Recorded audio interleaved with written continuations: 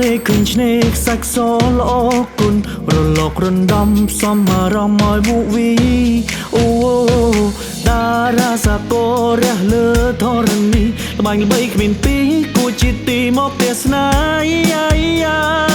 យើងមានប្រលានដ៏ស្អាតល្អ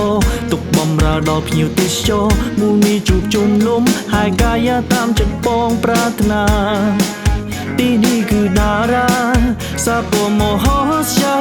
លូតលាស់ដោយផ្កាដែលកំពុងតែវិវត្តឆ្នេរសដោយក្រាកំរាលខ្យល់បងផាត់ជំនោតារាសាកោលាក់ខ្លួននៅទីនេះជាឋានសួគ៌ក្រៅមេឃល្អពេញសឹងគ្មានអ្វីប្រៀបផ្ទឹមតម្លៃនៃដែនដីមួយនេះ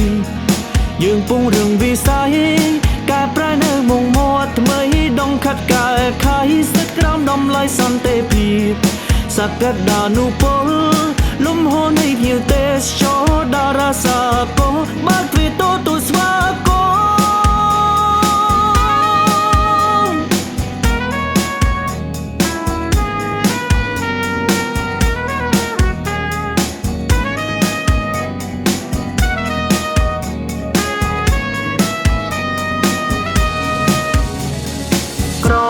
ឃើញឆ្នេរខ្សាច់សល្អគុណរលករំដំសំអារម្មណ៍ឲ្យវូវី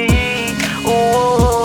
តារាសាកោរះលើធរណីល្បាញល្បីគ្មានពីរគួរជាទីមកទេសនាយើងមានប្រលានដ៏ស្អាតល្អទុកបំរើដល់ភ្ញៀវទេសចរមូលមីជួបជុំលំហើយកាយាតាមចិត្តបងប្រាថ្នាទីនេះគឺតារាសាកោមហោសាលូតលាស់ដោយផ្កាដែលកំពុងតែវិវត្តឆ្នេរសដោយក្រាកំរាលខ្យល់បងផាត់ជំនោតារាសាកោលាក់ខ្លួននៅទីនេះជាឋានសួគ៌ក្រៅមេឃល្អពេញសឹងគ្មានអ្វីប្រៀបផ្ទឹមតម្លៃនៃដែនដីមួយនេះ